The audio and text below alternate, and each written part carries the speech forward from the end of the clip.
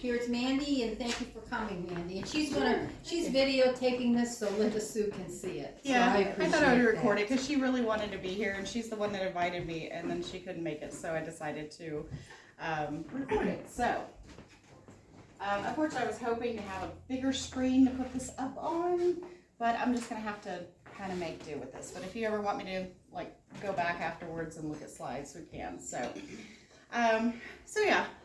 today I'm going to talk about witchcraft. What is it? Is it evil? And what does it have to do with Halloween?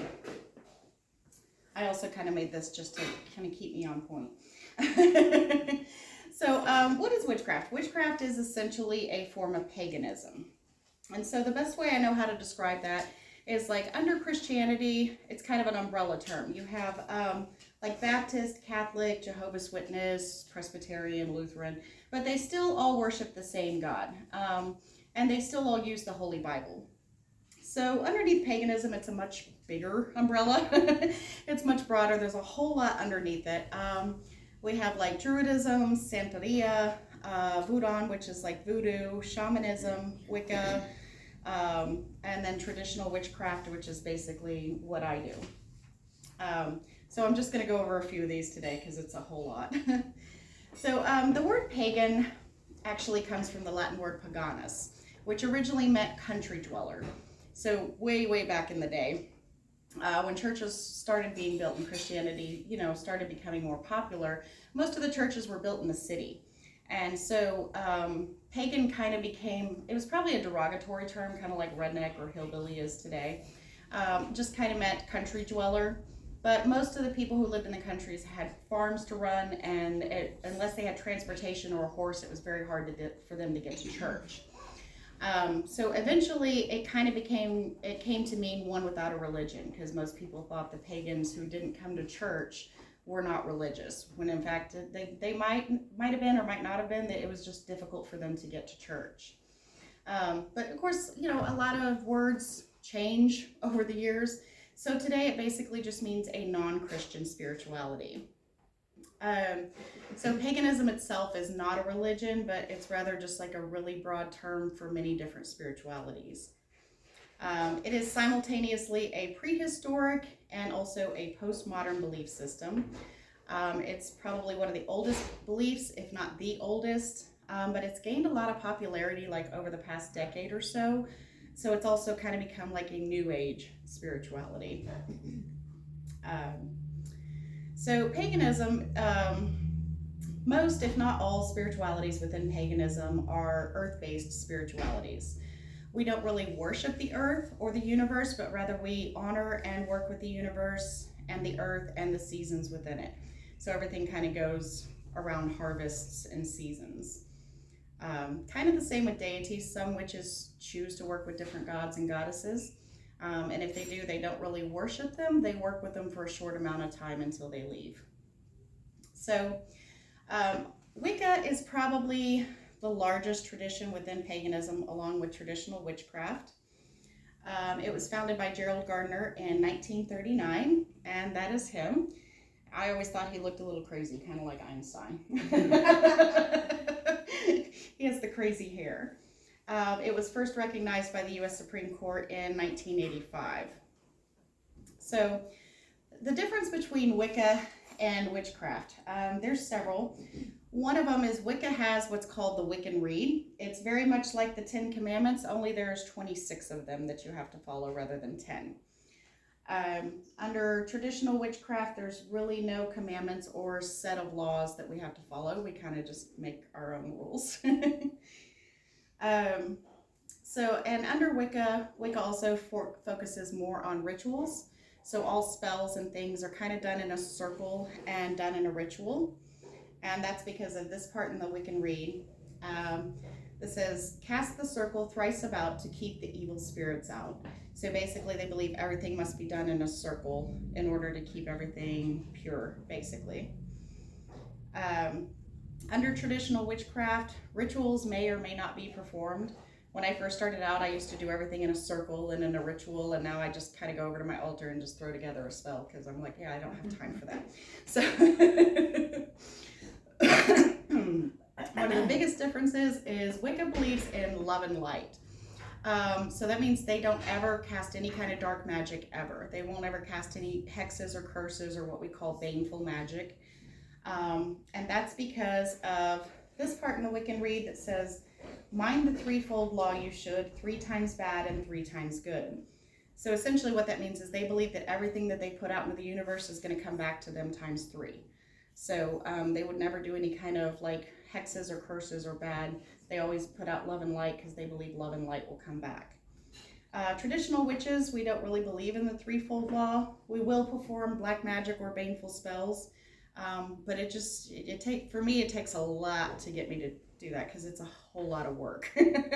And whenever I tell what we call baby witches or beginner witches, when they ask about curses and hexes, I always say, is it something that just a simple buzz off would work? Because that is so much more simple. Like, just tell them to go away. So, Wicca also believe in and work with a god and a goddess. So if you look at everything like within nature, humans, animals, trees, plants, flowers, almost everything has a male and a female counterpart. So they believe, well, with the exception of a few asexual amphibians and reptiles, but other than that, there's always an outlier. But other than that, everything has a male and female counterpart. So they believe that there is a male and female god and goddess, and one's not more powerful than the other. They're both equal to each other. Under traditional witchcraft, some choose to work with deities and some don't.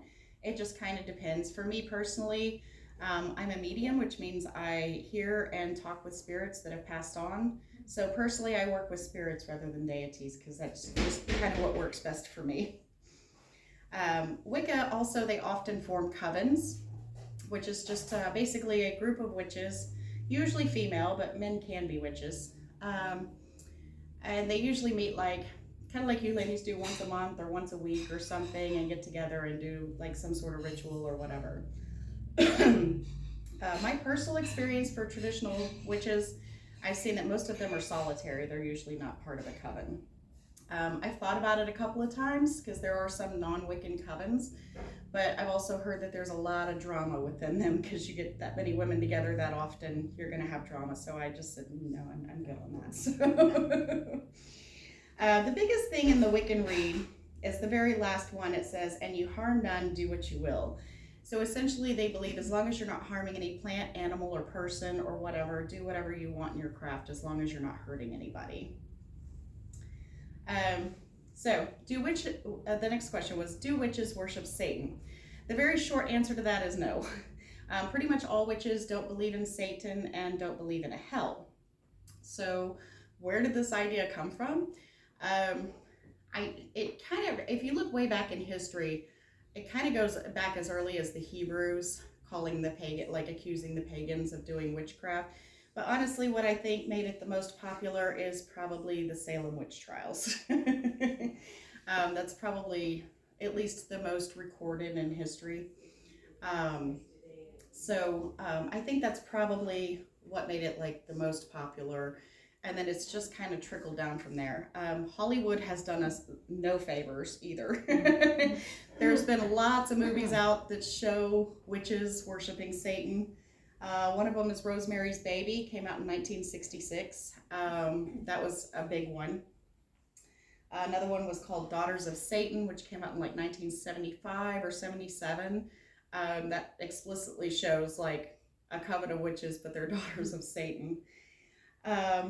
Disney's Hocus Pocus even. They see a man in a devil costume and go, oh, master! So and Disney really has not done us much favors with the Wizard of Oz and the green skin. So my daughter, when she was younger, she said, Mom, you can't be a witch. You don't have green skin. And I went, okay, yeah. Probably one of the earliest movies to come out to talk about witches worshiping Satan was an old movie called Haxan. It came out in 1922, so it's a black and white and also a silent film. It's free on YouTube. I have to give this movie a lot of credit, though. They're actually historically accurate. What they did is went back and used actual historical facts and stuff, and then they just tried to act out what they thought the witch trials and stuff in the medieval times looked like. but like it is set up in like 4 different parts because it's an older movie, kind of like a play would be, like part 1, part 2. So part 1 and part 2 were actually pretty historically accurate. I was impressed. The other 2, not so much, but they still just kind of went by the historical records and then just tried to act out what they thought that looked like at that time. So if pagans and witches are not Satanists, who is? There's actually 3 different kinds of Satanists. There's those who belong to the Church of Satan. It was founded in 1966 by Anton LaVey, and that's a picture of him. He's a real friendly looking fellow, isn't he? Oh my. He's the one that wrote the Satanic Bible. Believe it or not, though, they don't believe in Satan. They don't believe in any kind of deities, and they don't believe in worshiping any deities at all. They believe in autonomy and self-determinism. Satan is merely just an archetype of how to think for themselves, act from the center of their own power, and avoid the herd mentality, as they call it. But they actually don't believe in Satan.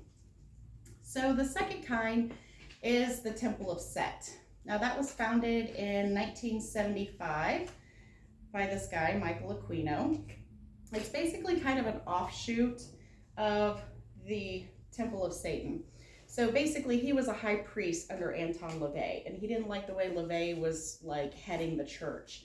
So he said, okay, I'm going to start my own like Church of Satan basically.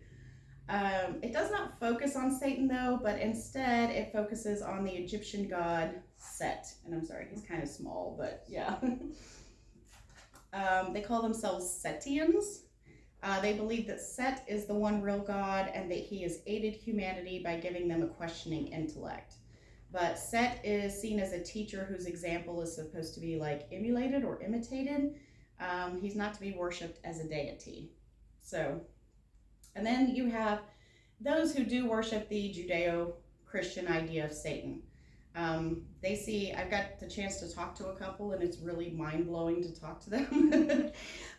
They see Satan as the good guy, and they see the Christian God as the one that's just trying to take over everything and kick everybody else out that doesn't agree with him, basically. But those are actually few and far between. Most Satanists actually belong to the Church of Satan. So the next time somebody tells you that a certain group or person is a Satanist, ask them which kind. Okay, so symbols. We have lots of different symbols. Symbols are used all over. Of course, the cross is used for Christianity, and then like the Star of David is used for Jews. The biggest symbol that we have is called the pentacle. As you can see, it's a 5-pointed star with a circle around it. The point is on the one point at the top and 2 points at the bottom. So basically what it stands for is each point stands for an element and then spirit. So each point is air, fire, earth, water, and then spirit. And the circle around it represents balance and harmony. It's used as a symbol of our faith, but it's also a big symbol of protection. So on the opposite side of that is the pentagram. As you can see, it's inverted, and there's 2 points up and 1 down. That is the symbol of the Church of Satan. They use Baphomet in the middle as kind of like, I call it their mascot because they don't believe in deities, so it confuses me of why they use him. He's a deity, but they don't worship deities. But yeah, basically that's their symbol, and the one upright is a pentacle, which is what most witches and pagans use. So where else have we seen pentacles and pentagrams used? Obviously, we see them a lot on sheriff badges. It's almost, not all law enforcement, but definitely a lot of sheriff have a 5-pointed star with a circle around it. Also the Masonic Temple, they do use a 5-pointed star. It's not so much a circle around it, but it is enclosed. Sometimes it's just left a 5-pointed star. The Congressional Medals of Honor. The Army, the Navy, and the Air Force all use pentacles for their Congressional Medals of Honor. The U.S. Department of Defense, the Pentagon. Now, of course, penta means 5. But yeah, if you put a star over it, it does basically make a 5-pointed star or a pentacle. That one's just kind of a conspiracy theory. We think they did it for protection, but you know, it's the government. They'll never admit to that. So not really sure on that one. There's also a lot of pentacles that you will see on very old churches. These were just as a symbol of protection. These symbols on churches actually predate Christianity. So likewise, they also predate any kind of modern occultism or anything like that. So they were just seen as a symbol of protection. But later, when Christianity started like taking over the temples and churches, they were used for the 5 wounds of Jesus Christ. So the Druids, she asked me to talk about this. The earliest evidence of the Druid spiritual tradition is from about 300 BCE. The evidence was found in caves in Europe. The Druids, of course, were from Ireland. They were like high-ranking officials within the Celts, and now they're part of just the Celtic pantheon within paganism. They were usually priests, teachers, and judges. Everything was handed down orally. There's no book or anything. They really didn't keep a lot of written records. They were very, very connected with oak trees. They felt a very strong connection with oak trees due to their strength. There are still a few Druids today. Once a year, there's many Druids, pagans, and witches that get together for the summer solstice at Stonehenge. They're not, I mean, they're still Druids, but they're not really what they once were. They don't really have the high power that they once did. I think now it's just more of a spirituality. So, also the difference between voodoo and hoodoo. I feel like I'm the least qualified to speak on this one because I don't practice either one of them. Both of them are essentially African, traditions, but I can give you the basics. So basically, voodoo is a religion. It consists of very specific practices, and to carry them out, a follower has to be ordained, and they have to be initiated in. So that's kind of what like the rest of us call a closed practice. If you're not initiated in, you cannot practice that. Voodoo followers also have like very specific deities and spirits to whom they pray, and they have religious leaders as well. Hoodoo has none of that. Hoodoo practitioners call upon like Roman Catholic saints. They actually work with the Book of Psalms a whole lot with their spells. And they also work with herbs, specifically with the roots of plants and herbs. So they're called root workers or healers a lot. Also, voodoo comes from Haiti. And voodoo came directly from Haiti, so that's why you see it a lot like on New Orleans and along the Mississippi River. Hoodoo emerged within North America and was brought here by the African slaves, so it came indirectly from Africa. So you see hoodoo more in like St. Louis. Both of these practice a form of witchcraft. Voodoo, like traditional witchcraft, it can be good or evil. Hoodoo can be both also, but it focuses more on like the power within. So I know everybody sees voodoo dolls and thinks, oh, but so it can be used for bad, but it can also be used for good. Voodoo dolls can be used for healing also. Okay, so this is our wheel of the year, and I can pull this back up so you guys can look at it closer afterwards if you want. But essentially, this is our wheel of the year. Witches work within the changing of the seasons and the moon phases. And most witches, both Wiccans and traditional, follow the wheel of the year. Like I said, it revolves around seasons and harvests. There's 8 holidays a year that this wheel gives us, which we call sabbats. And if you look like, this is Yule, most of them coincide with Christian holidays. And that's because originally when back in like the days of Constantine and the Romans, when they were trying to convert everybody over to Christianity, they realized that a lot of pagans were still celebrating, like having these celebrations. So they kind of coincided a lot of Christian traditions to coincide with this so that they would convert a little bit more easier. So Yule is like between December 20th and the 23rd. It is when we have the longest night of the year and the shortest day. And then opposite of that, we have the summer solstice, where we have the longest day and the shortest night. And of course, Yule coincides with Christmas. I don't know if Midsummer really, it's like June 19th to the 23rd. I don't think that coincides with anything. On the other two sides, we have Ostar and Mabon, which is the spring equinox, and the autumn equinox. It's when we have an equal amount of day and light within the year. Ostar coincides with Easter. Mabon really is just kind of it's considered like the second harvest. So in between there we have Imbolc, which is usually around February 1st or 2nd. That coincides with Groundhog Day. So that's basically how we knew if we were going to get more winter or not, and it was just one of their celebrations. Lammas or Lughnasadh is August 1st. It's basically just the first harvest. Beltane, which is like April 30th, May 1st. That's usually coincides with May Day. That's where you see like the people that go around the pole with the ribbons. So that's usually our celebration. It's a fertility rite. And then of course Samhain, which is where we're at now, which is also coincides with Halloween. So many pagans and witches will gather for ritual around these holidays, and then usually we just do like a potluck, so we'll do our ritual and then we just have like a feast or whatever afterwards. That's spelled like Samhain, but it's actually pronounced Samhain. I'm not really sure why. I think because it came over from Ireland. So it's not the devil's holiday, contrary to what my parents told me when I was growing up. But there is a story that has to do with jack-o'-lanterns, which is probably where that myth came from. There was something about old Sneaky Jack, and it depends on like who you ask and which version of the story you get. But basically, he tricked the devil and then trapped the devil so that he would not go to hell when he died.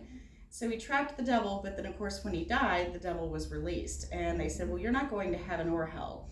So the devil supposedly gave him a single hollowed out turnip with a coal inside of it, which lit up, which was to light his way. And because Samhain it's basically for us, it's when the spirit world and our world, the veil between the two worlds is the thinnest, and it's easier for us to hear spirits. So he was allowed, like Sneaky Jack was allowed to, I guess, roam the earth or whatever with that one night a year. So that's kind of where we got jack-o'-lanterns from, and that's why they're called jack-o'-lanterns.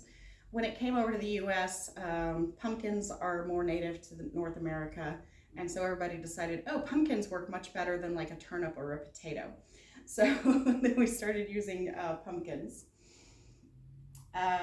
So like the origins of Halloween reside in like the Celtic festival of Samhain. It probably started with the Druids.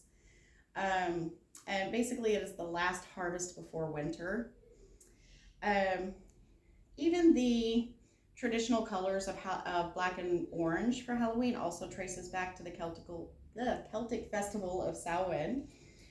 For the Celts, the black represented the death of summer, while the orange symbolized the autumn harvest season. It's also believed that because when the veil is the thinnest between our world and others, that many spirits are walking the streets. And so that's where we also get our tradition of dressing up in costumes and going trick-or-treating. We're supposed to blend in with the spirits so that they don't recognize us. That's where that tradition originally came from. So, usually in Ireland what they did was they lit hearth fires. They would usually light like a really big fire in the hearth or fireplace while they were taking the last harvest. But it was also to kind of guide the way home for like their loved ones that are on the other side. Nowadays we usually just kind of put a picture and put a candle up to light the way. It's very similar to Dia de los Muertos, the way we celebrate it, or Day of the Dead. I don't know if you guys have ever seen the Disney movie Coco, but they did a pretty good job at representing like kind of how it is. The only difference is like the orange mums and flowers are very significant to them, where we don't really have a specific flower or anything that's very significant to us. They also paint their faces, like a skeleton or like a dead person, or kind of as part of their festival. We really don't. And of course there's also an altar, which they call the ofrenda, or we just basically call it an altar.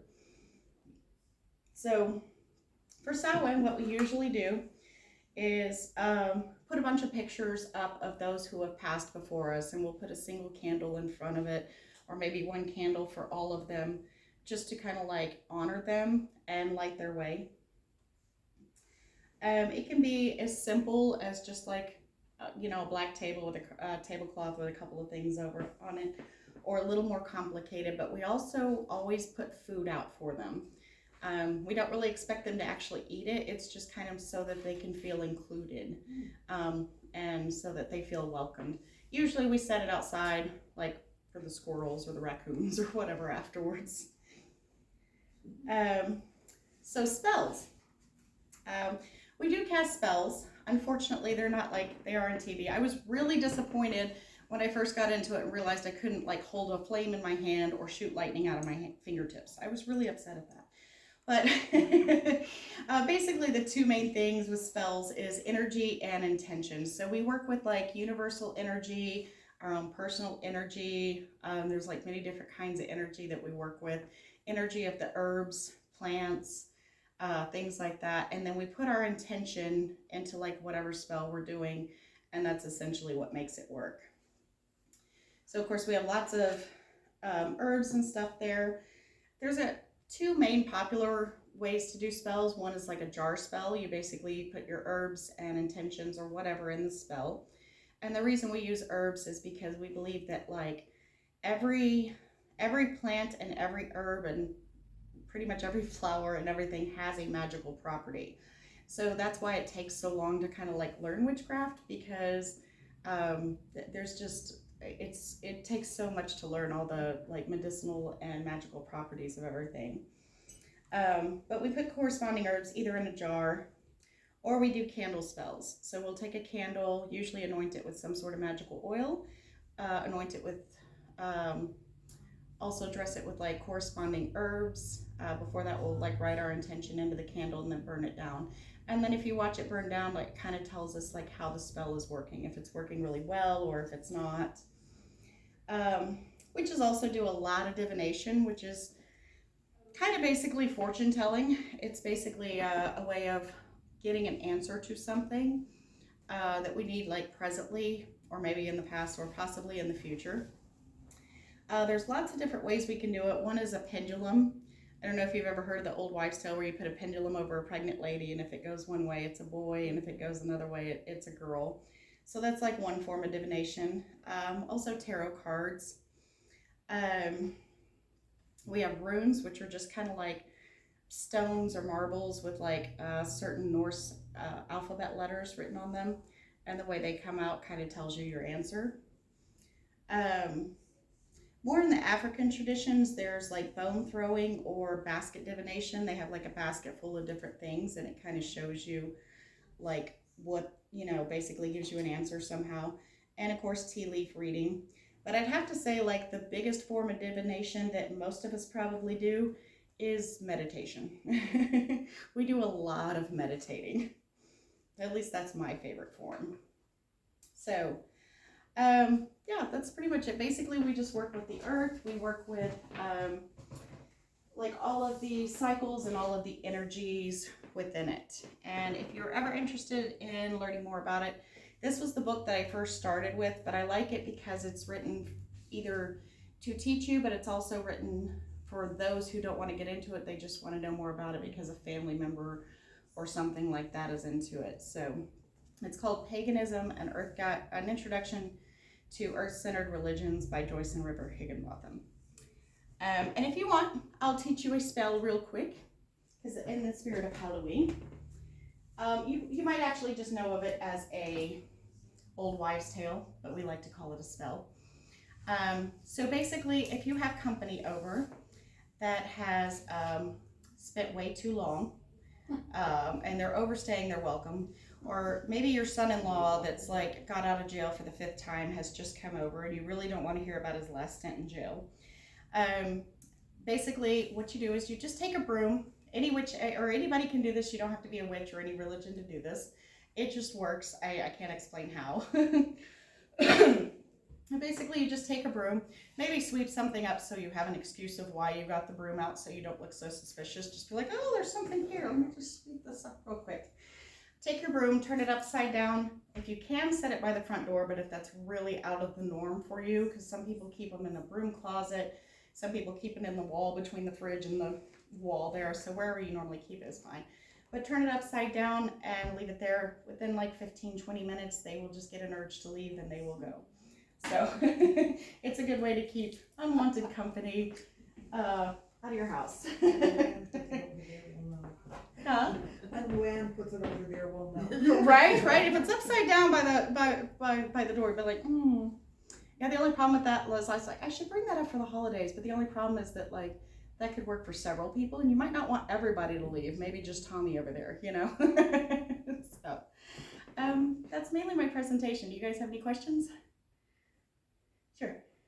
I have gone to people who've taught Ayurveda and also Chinese herbs. What are your herbs like compared with the Indian herbs and the Chinese herbs? As far as I know, I mean, they have different stuff that grows over there that we can't grow over here. I mean, thanks to the internet, we can pretty much order anything, but usually there's substitutions. Like we can just use something that's like grown locally over here, because we're always reminded that originally the witches only worked with whatever grew locally around them. So they didn't always have the internet to order herbs. Although I have ordered herbs from like Egypt before, but just because I could. Did everybody else have any questions? No questions? I'm surprised. Okay. What, you said you were medium.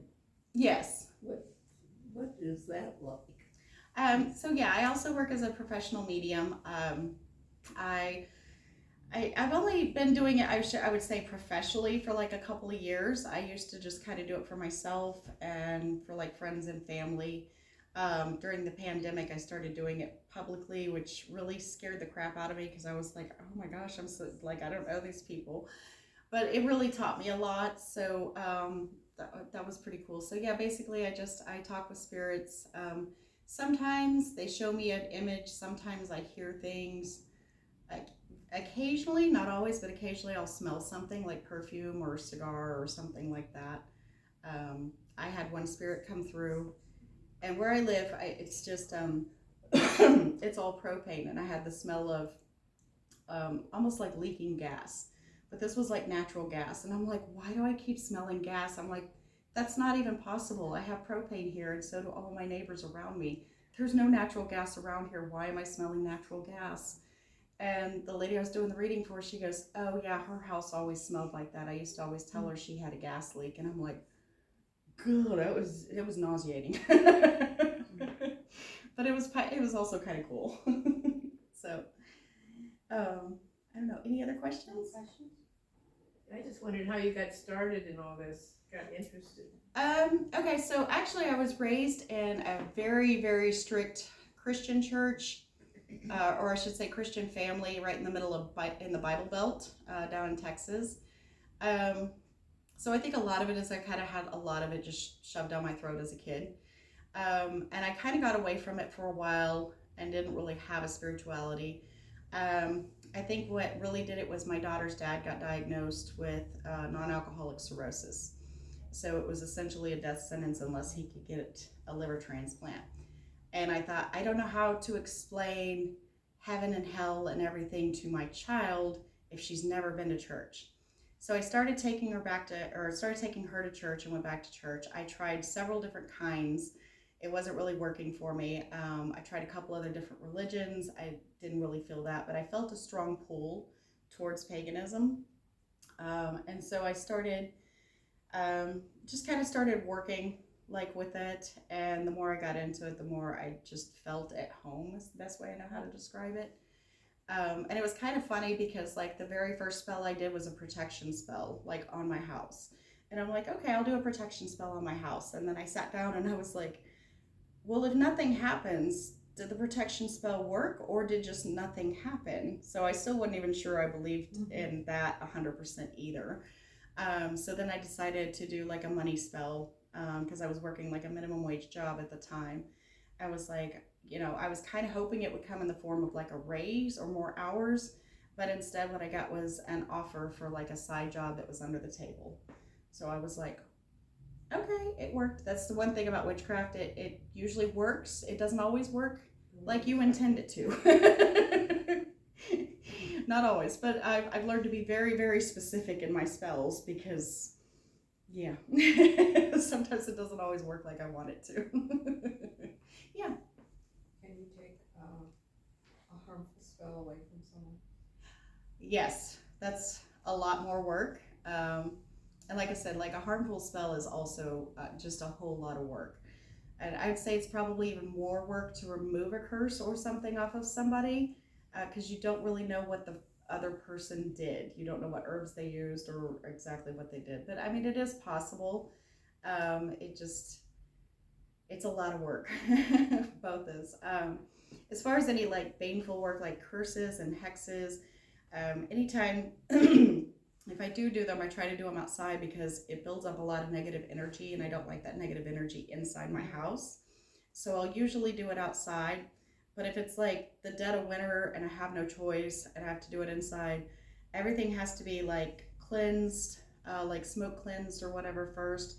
But then everything has to be cleaned and cleansed again when I'm done, and usually like twice to get everything out. So it's just, that's why I tell like new witches, I'm like, is there something just a simple like buzz off or just walk away will work? Because that's just so much work. It's got to be like there's no other option.